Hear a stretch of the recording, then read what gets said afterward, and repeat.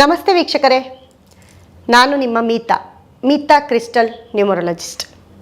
So ನಾನಿವತ್ತು ಹಬ್ಬ ಅಂದರೆ ವರಮಹಾಲಕ್ಷ್ಮಿ ಹಬ್ಬ.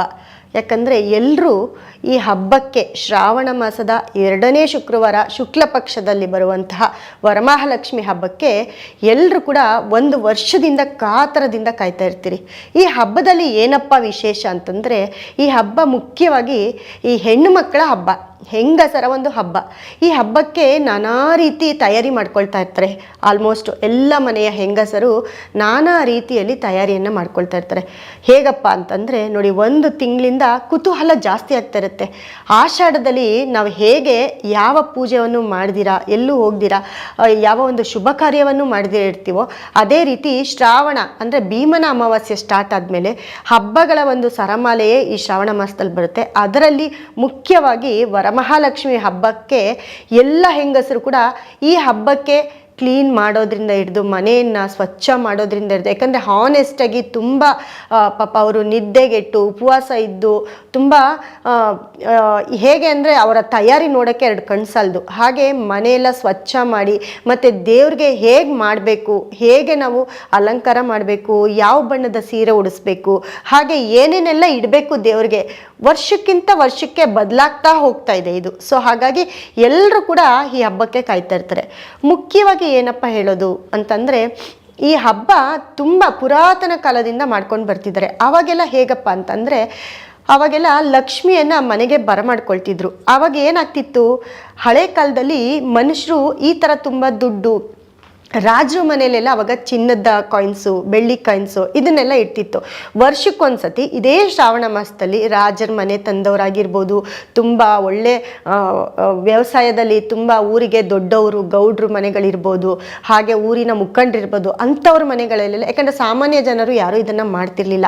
ಅಂಥವ್ರ ಮನೆಯಲ್ಲಿ ಈ ಹಬ್ಬದಲ್ಲಿ ಅವ್ರ ಮನೆಯಲ್ಲಿ ಬೆಳೆದಿರೋ ಅಂತಹ ಸಿರಿಧಾನ್ಯಗಳನ್ನ, ದವಸಗಳನ್ನ ಇಟ್ಟು, ಯಾಕಂದರೆ ಅವ್ರಿಗೆ ಅದೇ ಲಕ್ಷ್ಮಿ, ಅವಾಗ ಅದನ್ನಿಟ್ಟು ವರ್ಷಕ್ಕೊಂದ್ಸತಿ ಇದೇ ಶ್ರಾವಣ ಮಾಸದಲ್ಲಿ ಪೂಜೆ ಮಾಡ್ತಾಯಿದ್ರು. ಯಾವಾಗಲೂ ಇದೇ ರೀತಿ ನಮ್ಮ ಮನೇಲಿ ಇರಬೇಕು. ಆವಾಗ ದುಡ್ಡಿಗಿಂತ ದವಸ ಧಾನ್ಯಗಳನ್ನ ರೈತರು, ವ್ಯವಸಾಯ ಮಾಡೋರು ಇಷ್ಟಪಡ್ತಾಯಿದ್ರು. ಅದರಿಂದ ಅದಕ್ಕೆ ಗೌರವವನ್ನು ಕೊಟ್ಟು ಅದರಿಂದ ಅನೇಕ ತಿಂಡಿ ಪದಾರ್ಥಗಳನ್ನು ಮಾಡಿ ದೇವ್ರಿಗೆ ನೈವೇದ್ಯವನ್ನು ಇಟ್ಟು ಪೂಜೆ ಮಾಡ್ತಿದ್ರು. ಅದೇ ರಾಜರು ಮನೆ ತಂದವರೆಲ್ಲ ಅವ್ರ ಮನೇಲಿ ಇರ್ತಕ್ಕಂತಹ ಗೋಲ್ಡ್ ಆಗಿರ್ಬೋದು, ಆಭರಣಗಳಾಗಿರ್ಬೋದು, ಅಥವಾ ಕಾಯಿನ್ಸು, ಚಿನ್ನದ ಬೆಳ್ಳಿ ಕಾಯಿನ್ಸ್ನ ದೇವ್ರ ಮುಂದೆ ಇಟ್ಟು ಇದೇ ಶ್ರಾವಣ ಮಾಸದ 2ನೇ ಶುಕ್ರವಾರ ಲಕ್ಷ್ಮಿಗೋಸ್ಕರ ಪೂಜೆ ಮಾಡಿ ಬರಮಾಡ್ಕೊಳ್ತಾ ಇದ್ರು. ಆದರೆ ಕಾಲ ಬದಲಾಗ್ತಾ ಏನಾಗಿದೆ, ಎಲ್ಲರೂ ಕೂಡ ಈ ಹಬ್ಬವನ್ನು ಮಾಡೋಕ್ಕೆ ಶುರು ಮಾಡಿಕೊಂಡ್ರು. ಹಳ್ಳಿಗಳಲ್ಲೆಲ್ಲ ನಗರಗಳಲ್ಲೇ ಅಲ್ಲ, ಪ್ರತಿಯೊಂದು ಮನೆಯಲ್ಲೂ ಅವರ ಒಂದು ಹೇಗೆ ಅಂದರೆ ಅವರ ವ್ಯಕ್ತಿತ್ವಕ್ಕೆ ಮತ್ತು ಅವರಿಗೆ ಯಾವ ರೀತಿ ಅನುಕೂಲ ಆಗುತ್ತೋ ಆ ರೀತಿ ಅನುಕೂಲದಲ್ಲಿ ಅವರು ಹಬ್ಬವನ್ನು ಮಾಡ್ಕೊಳ್ತಾ ಬಂದರು. ಈಗೇನಾಗಿದೆ ಅಂತಂದರೆ ಕಾಂಪಿಟೇಷನ್ ಶುರುವಾಗಿದೆ. ಕಾಂಪಿಟೇಷನ್ ಅಂದರೆ ಪ್ರತಿಯೊಂದರಲ್ಲೂ ಅವ್ರಿಗಿಂತ ನಾವು, ನಮಗಿಂತ ಇನ್ನೊಬ್ಬರು, ಹೀಗೆ ಅವ್ರೇನು ಮಾಡ್ತಾರೋ ಇವ್ರೇನು ಮಾಡ್ತಾರೋ ನಾವು ಹೀಗೆ ಮಾಡಿ, ಈ ತಯಾರಿಯಲ್ಲಿ ಅನೇಕ ಒಂದು ವಿಷಯಗಳು ಇದರಲ್ಲಿ ಸ್ಟಾರ್ಟ್ ಆಗಿದೆ. ಅಂದರೆ ಹೊಸದೇನಾದರೂ ಮಾಡಬೇಕು, ಹೊಸದೇನು. ಯಾಕಂದರೆ ಇವಾಗ ಸೋಷಿಯಲ್ ಮೀಡಿಯಾಗಳು ಕೂಡ ಹಾಗೆ ಎಚ್ಚೆತ್ಕೊಂಡಿದ್ದಾವೆ. ಎಲ್ಲರೂ ಅವರ ಮನೆ ಹಬ್ಬವನ್ನು ಒಂದು ಯೂಟ್ಯೂಬಲ್ಲಾಗಿರ್ಬೋದು, ಫೇಸ್ಬುಕ್ಕಲ್ಲಾಗಿರ್ಬೋದು ಹಂಚ್ಕೊಳ್ತಿರ್ತಾರೆ ಹಬ್ಬವನ್ನು. ಆವಾಗ ಎಲ್ರಿಗೂ ಗೊತ್ತಾಗುತ್ತೆ, ಇವ್ರು ಹೀಗೆ ಮಾಡಿದ್ದಾರೆ. ಯಾಕಂದರೆ ವಾಟ್ಸಪ್ ಸ್ಟೇಟಸಲ್ಲಿ ಹಾಕಿದಾಗ ತುಂಬ ಜನ ನೋಡಿ, ಅವ್ರು ಈ ರೀತಿ ಮಾಡಿದ್ದಾರೆ, ನಾವು ಇನ್ನೊಂದು ರೀತಿ ಮಾಡಬೇಕು, ಬರೋ ವರ್ಷಕ್ಕೆ ನಾವು ಇದನ್ನು ತಯಾರಿ ಮಾಡ್ಕೊಳ್ಬೇಕು ಅನ್ನೋ ಒಂದು ಆಡಂಬರದ ಜೀವನ ಸ್ಟಾರ್ಟ್ ಆಗಿರೋದ್ರಿಂದ ಈ ಹಬ್ಬ ಭಕ್ತಿಗಿಂತ ಆಡಂಬರನೇ ಜಾಸ್ತಿ ಆಗಿದೆ. ಆದರೆ ಏನೇ ಆದರೂ ಮನೆಯ ಹೆಣ್ಮಕ್ಳು ಇದನ್ನು ತುಂಬ ಭಕ್ತಿಯಿಂದನೇ ಮಾಡ್ತಾರೆ, ಏನೇ ಆಡಂಬರವಾಗಿ ಮಾಡಿದ್ರು ಕೂಡ. ಯಾಕಂದರೆ ನಿದ್ದೆಗೆಟ್ಟು ಉಪವಾಸ ಇದ್ದು ಈ ಹಬ್ಬ ಮಾಡ್ತಾರೆ. ಏನಕ್ಕೋಸ್ಕರ ಮಾಡ್ತಾರೆ? ಮುಖ್ಯವಾಗಿ ಮನೆಯಲ್ಲಿ ಯಾವಾಗಲೂ ಸಿರಿ, ಸಂಪತ್ತು, ಐಶ್ವರ್ಯ, ನೆಮ್ಮದಿ, ಆರೋಗ್ಯ ಎಲ್ಲವೂ ಮನೆಯಲ್ಲಿ ಇರಲಿ, ನಮ್ಮ ಮನೆ ಅಭಿವೃದ್ಧಿ ಆಗಲಿ, ಏಳಿಗೆಯಾಗಲಿ ಅಂತ ಈ ಹಬ್ಬವನ್ನು ಪ್ರತಿ ಹೆಣ್ಣುಮಕ್ಕಳು ತುಂಬ ಶ್ರದ್ಧಾ ಭಕ್ತಿಯಿಂದ ಮಾಡ್ತಾರೆ. ಸೊ ಈ ಹಬ್ಬಕ್ಕೆ ಹೇಗೆಲ್ಲ ತಯಾರಿ ಮಾಡ್ಕೊಳ್ಳೋದು ಅಂತ ಹೇಳ್ತಾ ಹೋಗ್ತೀನಿ. ನೋಡಿ, ಕೆಲವ್ರಿಗೆ ಇನ್ನೊಂದು ಏನಪ್ಪ ಅಂದರೆ ಗೊಂದಲ. ಶ್ರಾವಣ ಸ್ಟಾರ್ಟ್ ಆಯಿತು, ಭೀಮನ ಅಮಾವಾಸ್ಯೆನೂ ಸ್ಟಾರ್ಟ್ ಆಯಿತು. ಸೊ ಯಾವಾಗ ನಾವು ಹಬ್ಬ ಮಾಡಬೇಕು? ಇವಾಗ ಎಲ್ಲ ಕಡೆ ಏನಾಗುತ್ತೆ, 24ನೇ ತಾರೀಕು 7ನೇ ತಿಂಗಳು ಭೀಮ್ ಅಮಾವಾಸ್ಯೆ ಬಂದಿದೆ. ಸೊ 25ನೇ ತಾರೀಕು ಶುಕ್ರವಾರ ಏನಾಗುತ್ತೆ, ಮೊದಲನೇ ಶುಕ್ರವಾರ ಅಂತ ಈ ಉತ್ತರ ಕರ್ನಾಟಕದ ಜನರು ಮೊದಲನೇ ಶುಕ್ರವಾರ 25ನೇ ತಾರೀಕು ಅಂತ ತಗೊಳ್ತಾರೆ. ಅದೇ 1ನೇ ತಾರೀಕು ಶುಕ್ರವಾರ 1ನೇ ತಾರೀಕು ಇವತ್ತೇ ಹಬ್ಬ ಮಾಡಬೇಕು, ಇವತ್ತು ನಮಗೆ 2ನೇ ಶುಕ್ರವಾರ ಅಂತ ಅನೇಕ ಜನ 1ನೇ ತಾರೀಕು ಹಬ್ಬ ಮಾಡಿದ್ದಾರೆ. ಅದು ಉತ್ತರ ಕರ್ನಾಟಕದ ಜನ. ಹಾಗೆ ನಮ್ಮಲ್ಲಿ ಏನಾಗಿದೆ ಅಂದರೆ, ನಮ್ಮ ಪಂಚಾಂಗ ಏನು ಬರುತ್ತೆ, ಕ್ಯಾಲೆಂಡ್ರಲ್ಲೆಲ್ಲ ನಮ್ಗೆ ಹೇಗಿರುತ್ತೆ ಅದ್ರ ಪ್ರಕಾರ ನಮಗೆ 2ನೇ ಶುಕ್ರವಾರ ಅಂದರೆ ನಮಗೆ 8ನೇ ತಾರೀಕು ಬರುತ್ತೆ. ಸೊ ಕೆಲವೊಂದು ಕಡೆ 8ನೇ ತಾರೀಕು ಹಬ್ಬ ಮಾಡಬಾರ್ದು, ಹಬ್ಬ ಮಾಡಿದ್ರೆ ಚೆನ್ನಾಗಿರಲ್ಲ ಅಂತ ಕೆಲವೊಂದು ಕಡೆ ಅದು ರೂಢಿ ಮಾತಲ್ಲಿದೆ. ಯಾಕಂದರೆ 8 ಅನ್ನೋದು ತುಂಬ ಕಷ್ಟದ ದಿನ, 8 ಅನ್ನೋದು ತುಂಬ ಡೇಂಜರ್ ಡೇಟು ಅನ್ನೋದು ಕೆಲವೊಂದು, ಯಾಕಂದರೆ 8 and 7 ಕಾಂಬಿನೇಷನ್ ಬರೋದ್ರಿಂದ ಅದು ನಿಜಾನೇ. ಯಾಕಂದರೆ 8 ಪಕ್ಕ 7, 7 ಪಕ್ಕ 8 ಬಂದಾಗ ಅನೇಕ ಇನ್ಸಿಡೆಂಟ್ಸ್ ಆಗಿರ್ಬೋದು, ಅಥವಾ ಫೋನ್ ನಂಬರ್ ಬಂದಾಗ ಕೂಡ ತುಂಬ ನಮಗೆ ವೈಯಕ್ತಿಕ ವಿಚಾರಗಳಲ್ಲಿ ಡಿಸ್ಟರ್ಬ್ ಆಗಿರೋದು ಕೂಡ ಅದೆಲ್ಲ ಆಗಿದೆ. ಅದೇ 8ನೇ ತಾರೀಕು ಯಾರ್ಯಾರೆಲ್ಲ ಹುಟ್ಟಿರ್ತಾರೆ ಅವರೆಲ್ಲ ತುಂಬ ಸಾಧಕರಾಗಿರ್ತಾರೆ. ಲೇಟ್ ಸಕ್ಸಸ್ಸು, ಬಟ್ ಯಾವಾಗಲೂ ನೆನಪಿಡೋ ಅಂಥ ಒಂದು ಸಕ್ಸಸ್ಸು 8ನೇ ತಾರೀಕು ಆಗಿರುತ್ತೆ. 8ನೇ ತಾರೀಕು ಹುಟ್ಟಿರೋರು ಉದಾಹರಣೆಗೆ ನರೇಂದ್ರ ಮೋದಿ ಅವರಾಗಿರ್ಬೋದು, ಯಶ್ ಆಗಿರ್ಬೋದು, ಹೀಗೆ ಅನೇಕ ಜನ ಇದ್ದಾರೆ 8ನೇ ತಾರೀಕಲ್ಲಿ ಸಾಲು ತೊಗೊಂಡ್ರೆ. ಇವರೆಲ್ಲ ಕೂಡ ಹೆಸರು ಮಾಡಿರೋರೆ. ಯಾಕಂದರೆ ಅವರು ಯಾವುದೇ ಒಂದು, ಇವಾಗ ಯಶ್ ಅವ್ರು ನೋಡಿ, ಅವರ ಒಂದು KGF ಸಿನಿಮಾನೇ ಇರ್ಬೋದು, ಉದಾಹರಣೆಗೆ ಹೇಳ್ತಾ ಇದ್ದೀನಿ, ಒಂದು ಸಿನಿಮಾ ಮಾಡೋಕ್ಕೆ ತುಂಬ ಲೇಟ್ ಟೈಮ್ ತೊಗೋತಾರೆ. ಆದರೆ ನಾವಿನ್ನೂ ನೋಡಿರ್ತೀವಲ್ಲ KGF 2, 1 ಅದು ನೋಡಿರೋದು ನಮ್ಮ ಕಣ್ಣಲ್ಲಿ ಇನ್ನೂ ಅಳಿಸೇ ಹೋಗಿರಲ್ಲ, ಮೊನ್ನೆ ನೋಡಿರೋ ಥರ ಇರುತ್ತೆ. ಆ ರೀತಿ ನೆಕ್ಸ್ಟ್ ಇನ್ನೊಂದು ಸಿನಿಮಾ ಬರೋ ಅಷ್ಟರೊಳಗೂ ಇದು ಹೊಸ ಥರನೇ ಇರುತ್ತೆ. ಆ ರೀತಿ ಹೆಸರಾಗುತ್ತೆ. ಆ ಥರ ಸಾಧಕರಾಗಿರ್ತಾರೆ. ಹಾಗಾಗಿ 8 ಅನ್ನೋದು ತುಂಬ ಒಳ್ಳೆಯ ಒಂದು ನಂಬರೇ. ನನ್ನ ಪ್ರಕಾರ 8 ಅನ್ನೋ ನಂಬರು ತುಂಬ ಒಳ್ಳೆಯ ನಂಬರು ನಿಮಗೆ. ಯಾಕಂದರೆ ನೀವೇನಾದರೂ ಮಾಡಿದ್ರೆ ಅದನ್ನು ಅಚ್ಚು ಉಳಿಯೋ ಅಂಥ ಒಂದು ಕೆಲಸ ಆಗಿರುತ್ತೆ. ಹಾಗಾಗಿ 8ನೇ ತಾರೀಕು ಕೂಡ ಮಾಡ್ಬೋದು. ಅದರಲ್ಲೂ 8ನೇ ತಾರೀಕು ಏನಪ್ಪ ಅಂದರೆ, ನಮ್ಮ ಪಂಚಾಂಗಗಳಲ್ಲಿ ಏನು ಕೊಟ್ಟಿರ್ತಾರೆ 8ನೇ ತಾರೀಕು ಹಬ್ಬ ಮಾಡಬೇಕು ಅಂತ, ಸೊ ಅದನ್ನು ಫಾಲೋ ಮಾಡಿದಾಗ 8ನೇ ತಾರೀಕು ಮಾಡೋರು ಮಾಡ್ಬೋದು. ಕೆಲವ್ರಿಗೆ ಏನು ಸಮಸ್ಯೆ ಅಂದರೆ, ಕೆಲವು ಹೆಂಗಸರಿಗೆ ತಮ್ಮ ಪರ್ಸ್ನಲ್ ಪ್ರಾಬ್ಲಮ್ ಇರುತ್ತೆ. ಎಲ್ಲರ ಮನೇಲೂ ಏನಾದರೂ ಒಂದು, ಅಥವಾ ಏನಾದರೂ ಅವ್ರ ಮನೇಲಿ ಸೂತ್ಕ ಆಗಿರ್ಬೋದು, ಅಥವಾ ಏನಾದರೂ ಅಡಚಣೆಗಳೇನಾದರೂ ಆಗಿದ್ದರೆ ಅಂಥವರು 15ನೇ ತಾರೀಕಿಗೆ ಶಿಫ್ಟ್ ಮಾಡ್ಕೊಳ್ಬೋದು. ಆವಾಗ ಅದು 3ನೇ ಶುಕ್ರವಾರ ಆಗುತ್ತೆ. ಸೊ ನಾವು 15ನೇ ತಾರೀಕೆ ಮಾಡಿ 8ನೇ ತಾರೀಕೆ ಮಾಡಿ ಅಂತ ಯಾರಿಗೂ ಬಲವಂತ ಇಲ್ಲ. ಅವರವರ ಇಚ್ಛೆ ಅದು, ಅವರವರ ಮನಸ್ಸಿಗೆ ಅದು ಇಷ್ಟ ಆಗಬೇಕು. ಯಾಕಂದರೆ ದೇವ್ರ ಪೂಜೆ ಮಾಡೋರು ನೀವು, ನಿಮ್ಮ ಮನೇಲಿ ಸಕಲ ಸಂಪತ್ತು ಐಶ್ವರ್ಯ ಬರೋದು ನಿಮ್ಮ ಮನೇಲಿ. ಹಾಗಾಗಿ 8ನೇ ತಾರೀಕು ನಾವು ಕೂಡ 8ನೇ ತಾರೀಕೆ ಹಬ್ಬ ಮಾಡ್ತಾಯಿದ್ದೀವಿ. ಸೊ 8ನೇ ತಾರೀಕೆಲ್ಲ ಯಾರು ಮಾಡ್ತೀರಾ ಅವ್ರಿಗೆ ಇನ್ನೊಂದು ಟಿಪ್ಸ್ ಹೇಳ್ತೀನಿ ನೋಡಿ. 8ರ ಹಿಂದಿನ ದಿನ, ಯಾಕಂದರೆ ಹಬ್ಬ 8ನೇ ತಾರೀಕು ಅಂದರೆ ಯಾರು 8ನೇ ತಾರೀಕೆ ಎಲ್ಲ ತಯಾರಿ ಮಾಡ್ಕೊಳ್ಳಲ್ಲ. ಹಿಂದಿನ ದಿನ 7ನೇ ತಾರೀಕು, 7-8-2025 ಕೂಡಿದ್ರೆ 6 ಬರುತ್ತೆ. 6 ಅನ್ನೋದು ಎಷ್ಟು ಒಳ್ಳೆ ನಂಬರು ಎಲ್ಲರಿಗೂ ಗೊತ್ತು. 6ನೇ ತಾರೀಕು ಯಾರು ಹುಟ್ಟಿರ್ತಾರೆ ಅವ್ರಿಗಿಂತ ಅವರ ಡೇಟ್ ಆಫ್ ಬರ್ತು ಟೋಟಲ್ ಮಾಡಿದಾಗ 6 ಏನು ಬರುತ್ತೆ ಅವ್ರು ತುಂಬ ಲಕ್ಕಿ ಪರ್ಸನ್ ಅಂತ ನಾವು ಹೇಳ್ತೀವಿ. ನ್ಯೂಮರಾಲಜಿ ಪ್ರಕಾರ ಅದನ್ನು ಹೇಳ್ತೀವಿ. ಸೊ 6 ಅನ್ನೋ ನಂಬರ್ಗೆ ಅಷ್ಟು ಪವರ್ ಇದೆ. ಹಾಗಾಗಿ 7ನೇ ತಾರೀಕು ತುಂಬ ಚೆನ್ನಾಗಿದೆ. ಇವಾಗ ನೀವೇನು ಮಾಡ್ತೀರಾ, 7ನೇ ತಾರೀಕೆ ಪ್ರತಿಯೊಂದು ತಯಾರಿ ಮಾಡ್ಕೊಳ್ತೀರಾ. ಇಡೀ ರಾತ್ರಿ ನಿದ್ದೆಗೆಡ್ತೀರಾ. ಮನೆ ಹೆಂಗಸರಾಗಿರ್ಬೋದು, ಗಂಡಸರಾಗಿರ್ಬೋದು, ನಮ್ಮ ಮನೇಲಿ ಹಬ್ಬ ಮಾಡ್ತೀವಿ ಅಂದರೆ ಎಲ್ಲ ಖುಷಿಯಾಗಿ ಎಲ್ಲ ಕೆಲಸ ಮಾಡ್ಕೊಳ್ತೀರಾ. ದೇವ್ರ ಮನೆ ಸ್ವಚ್ಛ ಮಾಡ್ಕೊಳ್ಳೋದಿರ್ಬೋದು, ದೇವರ ಒಂದು ಸಾಮಾನು ತೊಳೆಯೋದಿರ್ಬೋದು, ಅಥವಾ ಹೂವು ಹಾಕೋದಿರ್ಬೋದು, ಡೆಕೋರೇಷನ್ ಮಾಡೋದಿರ್ಬೋದು, ಪ್ರತಿಯೊಂದು ನೀವು ಮಾಡ್ಕೊಳ್ಳೋದೇ 7ನೇ ತಾರೀಕು. ಹಾಗಾಗಿ ಅವತ್ತು ಮುಖ್ಯವಾಗಿ ಶುಕ್ರನ ನಕ್ಷತ್ರ ಬರುತ್ತೆ. 7ನೇ ತಾರೀಕು ಪೂರ್ವಾಷಾಢ ನಕ್ಷತ್ರ ಬರುತ್ತೆ. ಆವತ್ತು ಶುಕ್ರನ ಒಂದು ನಕ್ಷತ್ರ ಆಗಿರುತ್ತೆ. ಹಾಗಾಗಿ ನೀವು ಯಾವಾಗ ಟೋಟಲ್ 6, 7 ಯಾರಿಗೆ 8ನೇ ತಾರೀಕು ಸಮಾಧಾನ ಇಲ್ವೋ ಅವ್ರ ಸಮಾಧಾನಕ್ಕೋಸ್ಕರ ನಾನು ಇದನ್ನು ಹೇಳ್ತಾ ಇದ್ದೀನಿ.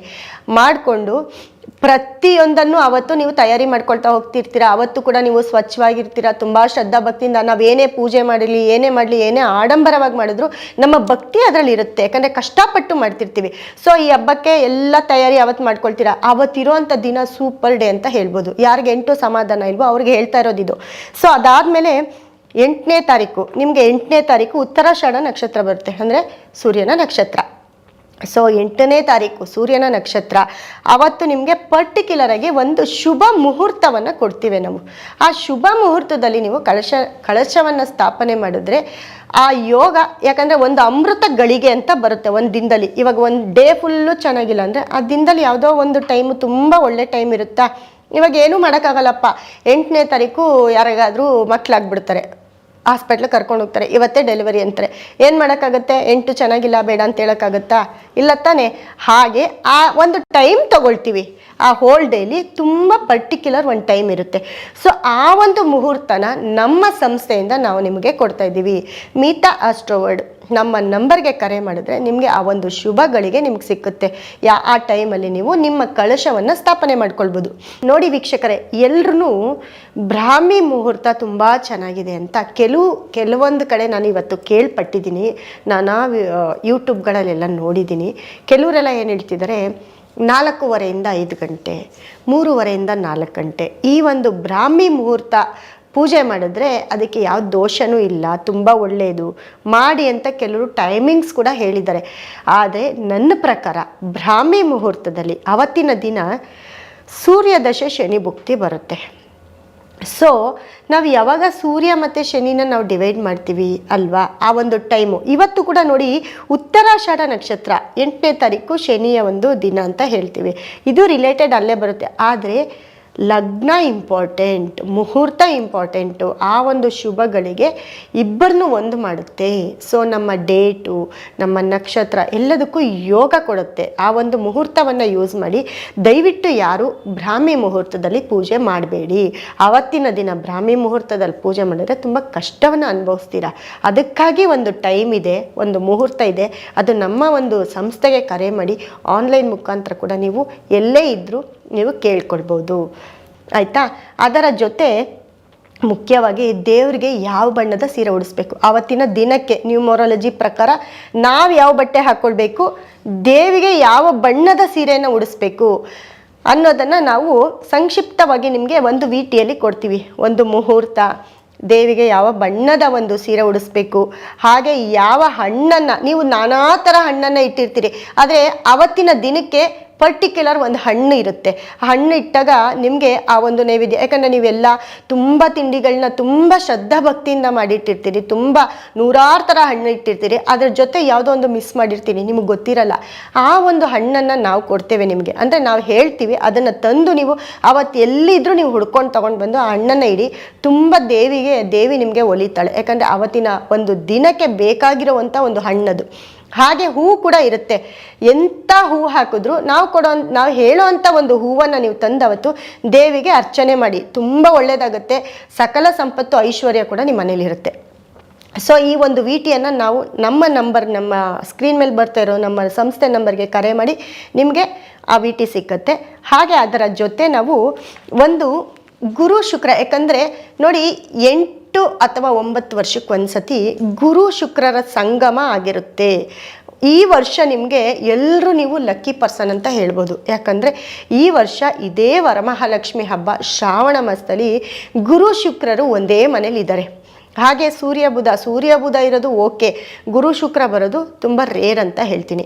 ಈ ಒಂದು ಅದೃಷ್ಟದ ಒಂದು ತಿಂಗಳನ್ನು, ಈ ಅದೃಷ್ಟದ ಒಂದು ದಿನವನ್ನು ಎಲ್ಲರೂ ಕೂಡ ಯೂಸ್ ಮಾಡ್ಕೊಳ್ಳಿ. ಯಾಕಂದರೆ ನಿಮಗೆ ಗುರುವಿನ ಅನುಗ್ರಹ ಬೇಕು, ಶುಕ್ರನ ಕೃಪೆ ಬೇಕು, ಹಾಗೆ ಕುಬೇರ ನಿಮ್ಮ ಮನೇಲಿ ಇರಬೇಕು. ಸೊ ಇದರಿಂದ ನೀವು ಹಬ್ಬವನ್ನು ಮಾಡಿದಾಗ ತುಂಬ ಚೆನ್ನಾಗಿರ್ತಾರೆ, ತುಂಬ ಯೋಗ ಕೂಡ ಬರುತ್ತೆ. ಅದರಲ್ಲಿ ಟೈಮ್ ಇಂಪಾರ್ಟೆಂಟ್ ಅಂತ ಹೇಳ್ತೀನಿ, ಆ ಟೈಮನ್ನು ನೀವು ತಗೊಳ್ಳಿ. ಹಾಗೆ ನಮ್ಮ ಸಂಸ್ಥೆಯಿಂದ 8ನೇ ತಾರೀಕು 15ನೇ ತಾರೀಕು ಹೀಗೆ 1ನೇ ತಾರೀಕು ಮಾಡೋರ್ಗೂ ಕೂಡ ನಾವು ಮುಹೂರ್ತ ಮತ್ತು ಸೀರೆಯ ಬಣ್ಣವನ್ನು ಕೂಡ ಹೇಳ್ತಾ ಹೋಗ್ತೀವಿ. ನೋಡಿ, ನಮ್ಮ ಕಡೆಯಿಂದ ನಿಮಗೆ ವರಮಹಾಲಕ್ಷ್ಮಿ ಹಬ್ಬಕ್ಕೆ ನಮ್ಮ ಕಡೆಯಿಂದ ಒಂದು ಸಣ್ಣ ಗಿಫ್ಟ್ ಬಾಕ್ಸನ್ನು ಕೊಡ್ತಾ ಇದ್ದೀವಿ. ಆ ಗಿಫ್ಟ್ ಬಾಕ್ಸಲ್ಲಿ ಏನೂ ಇಲ್ಲ ನೋಡಿ, ಒಂದು ಶುಕ್ರನ ಒಂದು ಕಲ್ಲು, ಶುಕ್ರನ ಒಂದು ಸ್ಟೋನ್ ಇರುತ್ತೆ, ಹಾಗೆ ಗುರುವಿನ ಒಂದು ಸ್ಟೋನ್ ಇರುತ್ತೆ, ಮತ್ತು ಕುಬೇರನ ಒಂದು ಸ್ಟೋನ್ ಇರುತ್ತೆ. ಇದರ ಜೊತೆ ಸುಮಂಗಲರಿಗೆ ಬೇಕಾಗಿರುವಂಥ ಕೆಲವೊಂದು, ಲಕ್ಷ್ಮಿಗೆ ತುಂಬ ಪ್ರಿಯವಾದ ಕೆಲವೊಂದು ಐಟಮ್ಸ್ ಇರುತ್ತೆ. ಸೊ ಈ ಒಂದು ಬಾಕ್ಸನ್ನು ನಾವು ನಮ್ಮ ಮೀತಾ ಆಸ್ಟ್ರೋವರ್ಡ್ ಕಡೆಯಿಂದ ಮುಹೂರ್ತ ಪ್ಲಸ್ ಬಾಕ್ಸನ್ನು ನಿಮಗೆ, ನೀವು ಕರ್ನಾಟಕದ ಯಾವ ರಾಜ್ಯದ ಯಾವ ಮೂಲೆಯಲ್ಲಿದ್ದರೂ ನಿಮ್ಮ ಅಡ್ರೆಸ್ ಕಳಿಸಿದ್ರೆ ಸಾಕು, ಆನ್ಲೈನ್ ಮುಖಾಂತರ ನಾವು ಇದನ್ನು ಮನೆಗೂ ತಲುಪಿಸ್ತಾ ಇದ್ದೀವಿ. ಇದನ್ನು ಏನು ಮಾಡಬೇಕಪ್ಪ ಅಂದರೆ, ದೇವ್ರ ಮುಂದೆ ನೀವೇನೆಲ್ಲ ಇಟ್ಟಿರ್ತೀರ, ನಿಮ್ಮ ದೇವ್ರ ಮುಂದೆ ನಿಮ್ಮ ಮನೇಲಿರೋ ದುಡ್ಡು ಕಾಸು, ವಜ್ರ ವೈಡೂರ್ಯ ಬಂಗಾರ ಎಲ್ಲವನ್ನು ಹಾಕಿರ್ತೀರ. ಆದರೆ ಈ ಒಂದು ಗುರು ಶುಕ್ರ ಮತ್ತು ಕುಬೇರನನ್ನು ನೀವು ತಗೊಂಡೋಗಿ ನಿಮ್ಮ ದೇವ್ರ ಮುಂದೆ ಇಟ್ಟು ಭಕ್ತಿಯಿಂದ ಪೂಜೆ ಮಾಡಿ. ಎಲ್ಲರೂ ಅವತ್ತು ಭಕ್ತಿಯಿಂದ ಪೂಜೆ ಮಾಡ್ತಿರ್ತೀರ. ವರ್ಷಕ್ಕೆ ಒಂದು ದಿನ ಈ ಹಬ್ಬವನ್ನು ಎಲ್ಲರೂ ಕಾಯ್ತಾ ಇರ್ತೀರ. ಸೊ ನಿಮ್ಮ ಒಂದು ಅಭಿವೃದ್ಧಿಗೆ, ಏಳಿಗೆಗೆ, ಸುಖ ಶಾಂತಿ ಆರೋಗ್ಯ ನೆಮ್ಮದಿಗೋಸ್ಕರ ಈ ಹಬ್ಬವನ್ನು ಭಕ್ತಿಯಿಂದ ಪೂಜೆ ಮಾಡ್ತೀರಾ.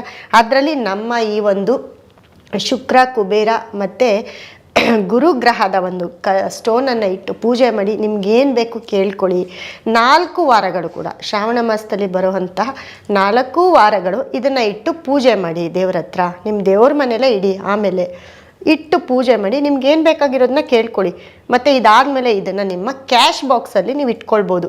ಯಾಕಂದರೆ ತುಂಬ ಕೇಳ್ಕೊಂಡು ಪೂಜೆ ಮಾಡ್ಕೊಂಡಿರ್ತೀರ, ಅದರ ಒಂದು ಶಕ್ತಿ ನಿಮ್ಮ ಈ ಸ್ಟೋನಲ್ಲಿ ಇರುತ್ತೆ.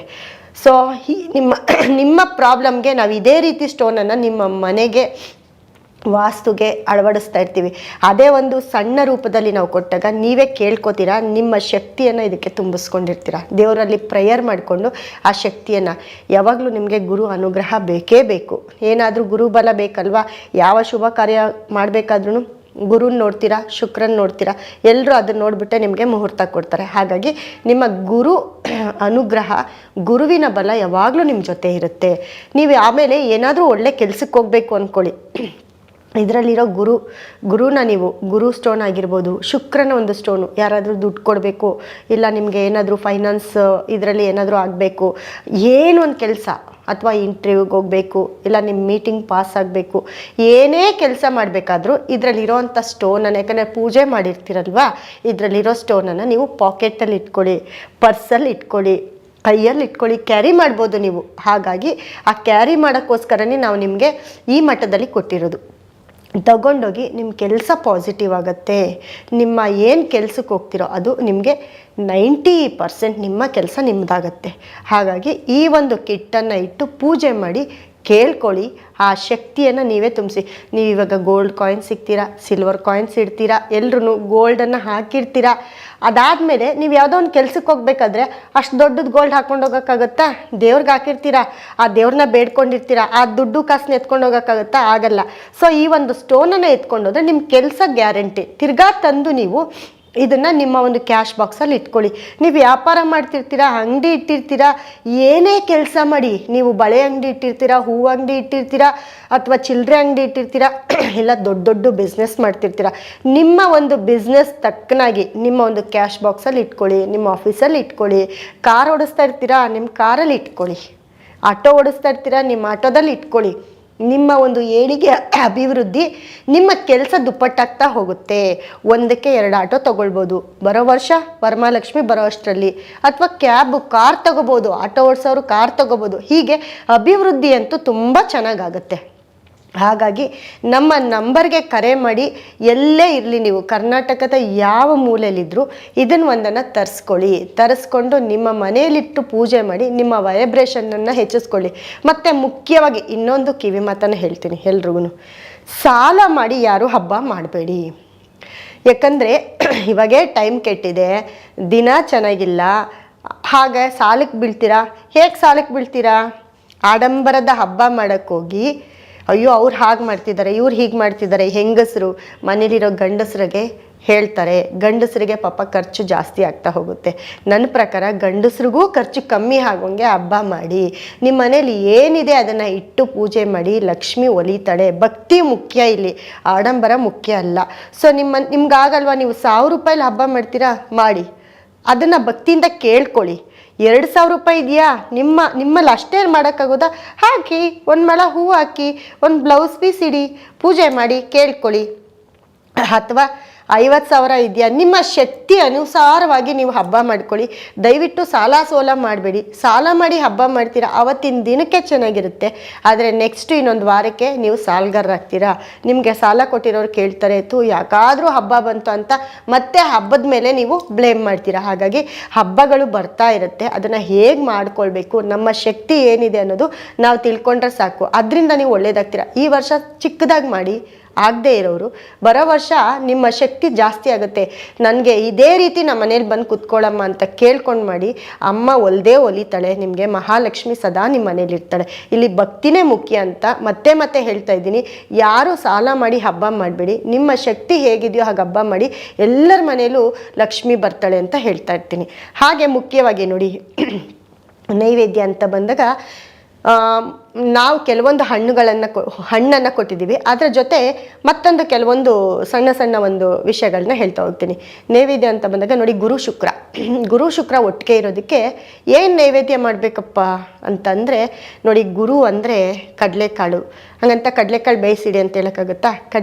ಕಡಲೆಬೇಳೆ ಪೊಂಗಲ್ ಮಾಡ್ಬೋದು, ಪಾಯಸ ಮಾಡ್ಬೋದು, ಅಕ್ಕಿ ಕಡಲೆಬೇಳೆ ಮಿಕ್ಸ್ ಮಾಡಿ, ಅಥವಾ ಏನೂ ಆಗಿಲ್ವಾ ಕಡಲೆ ಹಿಟ್ಟಿರುತ್ತಲ್ಲ ನಿಮ್ಮ ಮನೇಲಿ, ಆ ಕಡಲೆ ಹಿಟ್ಟಿಗೆ ಶುಕ್ರ, ತುಪ್ಪ, ಸಕ್ಕರೆ ಸೇರಿಸಿ ಮೈಸೂರು ಪಾಕ್ ಮಾಡಿ, ನೀವೇ ಮಾಡಿ, ನಿಮ್ಗೆ ಹೇಗೆ ಬರುತ್ತೋ ಹಾಗೆ ಮಾಡಿ. ಇಲ್ವಾ ಲಡ್ಡು ಮಾಡೋಕ್ಕೆ ಬರುತ್ತಾ, ಅದನ್ನು ನೀವೇ ಮಾಡಿ, ಒಂದಾದರೂ ಎರಡಾಗಲಿ. ಗುರು ಶುಕ್ರರ ಸಂಗಮ ಮಾಡಿ ಈ ಒಂದು ನೈವೇದ್ಯವನ್ನು ನೀವು ಇಟ್ಟಾಗ ತುಂಬ ದೇವ್ರಿಗೆ ಇಷ್ಟ ಆಗುತ್ತೆ. ಅದರಲ್ಲೂ ನಿಮ್ಮ ಗುರು ಶುಕ್ರನಿಗೆ ಇಷ್ಟ ಆಗುತ್ತೆ. ಕುಬೇರನೂ ಅದ್ರ ಜೊತೆಗಿರ್ತಾನೆ. ಈ ಮೂರೂ ಜನ ನಿಮ್ಮ ಮನೇಲಿ ಸದಾ ಇರ್ತಾರೆ. ಯಾಕಂದರೆ ನಮ್ಮ ಸ್ಟೋನ್ ನಿಮ್ಮ ಮನೇಲಿ ಇದ್ದರೆ ಈ 3 ಜನ ನಿಮ್ಮ ಮನೇಲಿ ವರ್ಷ ಪೂರ್ತಿ ಇರ್ತಾರೆ ಅಂತಲೇ ಅರ್ಥ. ಸೊ ಅದ್ರ ಜೊತೆಗೆ ಬೇಸನ್ ಲಡ್ಡು ಬರುತ್ತೆ, ಅದು ಅಷ್ಟೇ ಕಡಲೆ ಹಿಟ್ಟು, ತುಪ್ಪ, ಸಕ್ಕರೆ ಹಾಕಿ ಮಾಡುವಂಥ ಸಿಂಪಲ್ ಒಂದು ಸ್ವೀಟು. ಇದನ್ನು ಮಾಡಿ, ಏನೇ ಮಾಡಿದರೂ ಇದರ ಜೊತೆ ಇದನ್ನು ಮಾಡಿ. ಮತ್ತು ಮುಖ್ಯವಾಗಿ ಅವತ್ತು ಉತ್ತರಾಷಾಢ ನಕ್ಷತ್ರ. ಸೊ ಉತ್ತರಾಷಾಢ ನಕ್ಷತ್ರ ಅಂದರೆ ಸೂರ್ಯನ ನಕ್ಷತ್ರ. ಸೊ ಅದ್ರ ಜೊತೆಗೆ ಒಂಚೂರು ಗೋಧಿ ನುಚ್ಚಲ್ಲಿ ಪಾಯಸ ಮಾಡ್ಬೋದು, ಪೊಂಗಲ್ ಮಾಡ್ಬೋದು. ಅದು ಒಂಚೂರು ಅವತ್ತಿಡಿ, ಯಾಕಂದರೆ ಅವತ್ತಿನ ಒಂದು ನಕ್ಷತ್ರ ಕೂಡ ಇಂಪಾರ್ಟೆಂಟ್ ಆಗಿರುತ್ತೆ. ಹಾಗೆ ಲಗ್ನ ಕೂಡ ಇಂಪಾರ್ಟೆಂಟ್ ಆಗಿರುತ್ತೆ. ಹಾಗಾಗಿ ಒಂಚೂರು ಕಡಲೆಕಾಯಿ ಇದನ್ನು ಕೂಡ ಬೇಯಿಸಿ ನೀವು ಇಡ್ಬೋದು. ಅದು ಕೂಡ ತುಂಬ ಒಳ್ಳೆಯದು. ಇದೆಲ್ಲ ಏನಕ್ಕೆ ಹೇಳ್ತಾ ಇದ್ದೀನಿ ಅಂದರೆ, ಅವತ್ತಿನ ಒಂದು ದಿನ, ಅವತ್ತಿನ ಒಂದು ನಕ್ಷತ್ರ, ಹಾಗೆ ಅವತ್ತು ಯಾವ ಗ್ರಹಗಳು ಯಾವ್ಯಾವ ಮನೇಲಿ ಇರ್ತವೆ ಅನ್ನೋದು ಇಂಪಾರ್ಟೆಂಟ್ ಆಗಿರುತ್ತೆ. ಇದನ್ನು ನಾವು ಯಾವ ರೀತಿ ಹೇಳಿದ್ರೆ ನಿಮ್ಗೆ ಅರ್ಥ ಆಗುತ್ತೆ ಅಂತ ಸಾಮಾನ್ಯ ನಿಮ್ಮ ಭಾಷೆಯಲ್ಲಿ ನಿಮ್ಗೆ ಹೇಳಿದಾಗ ನಿಮಗೆ ಇದು ಅರ್ಥ ಆಗ್ತಾ ಹೋಗುತ್ತೆ. ಹಾಗಾಗಿ ಸಿಂಪಲ್ಲಾಗಿ ಇಷ್ಟನ್ನು ಮಾಡಿ ನೀವು ಹಬ್ಬ ಮಾಡಿ, ನಿಮ್ಮ ದೇವರನ್ನು ಪ್ರಾರ್ಥಿಸ್ಕೊಳ್ಳಿ, ಖುಷಿಯಾಗಿ ನಿಮ್ಮ ಶಕ್ತಿ ನಿಮ್ಮ ಮನೇಲಿ ಏನಿದ್ರೆ ಎಲ್ಲ ಇಟ್ಟು ಹಬ್ಬ ಮಾಡಿ. ಸೊ 8ನೇ ತಾರೀಕು ಮಾಡೋರು 8ನೇ ತಾರೀಕು ಮಾಡಿ, 15ನೇ ತಾರೀಕು ಮಾಡೋರು 15ನೇ ತಾರೀಕು ಮಾಡಿ, 22ನೇ ತಾರೀಕು ಮಾಡೋರು 22ನೇ ತಾರೀಕು ಮಾಡಿ. ಅದು ನಿಮ್ಮ ಇಷ್ಟಾನುಸಾರವಾಗಿ ನೀವು ಹಬ್ಬ ಮಾಡಿ. ಜೊತೆಗೆ ನಮ್ಮ ಗುರು ಶುಕ್ರ ಮತ್ತು ಕುಬೇರನ ಒಂದು ಸ್ಟೋನನ್ನು ಇಟ್ಟು ಹಬ್ಬ ಮಾಡಿ, ಎಲ್ರಿಗೂ ಒಳ್ಳೆಯದಾಗತ್ತೆ. ಹಾಗೆ ಈ ವರಮಹಾಲಕ್ಷ್ಮಿ ಹಬ್ಬಕ್ಕೆ ಸದಾ ಲಕ್ಷ್ಮಿ ಜೊತೆ ಬರೀ ಲಕ್ಷ್ಮಿ ಇದ್ದರೆ ಸಾಲದು, ಸರಸ್ವತಿನೂ ಬೇಕಲ್ವ. ಹಾಗಾಗಿ ಲಕ್ಷ್ಮಿ, ಸರಸ್ವತಿ, ಕುಬೇರ ಎಲ್ಲರೂ, ಅದ್ರ ಜೊತೆಗೆ ಆರೋಗ್ಯ ಮುಖ್ಯ. ಸೊ ನಮ್ಮ ಮನೇಲಿ ಸಕಲ ಸಂಪತ್ತು, ಐಶ್ವರ್ಯ, ಆರೋಗ್ಯ, ನೆಮ್ಮದಿ ಎಲ್ಲವೂ ಕೂಡ ನಿಮಗೆ ದೇವರು ಕೊಟ್ಟು ಕಾಪಾಡಲಿ ಅಂತ ಹೇಳ್ತಾ ನನ್ನ ಮಾತನ್ನು ಮುಗಿಸ್ತಾ ಇದ್ದೀನಿ. ಧನ್ಯವಾದ ವೀಕ್ಷಕರೇ.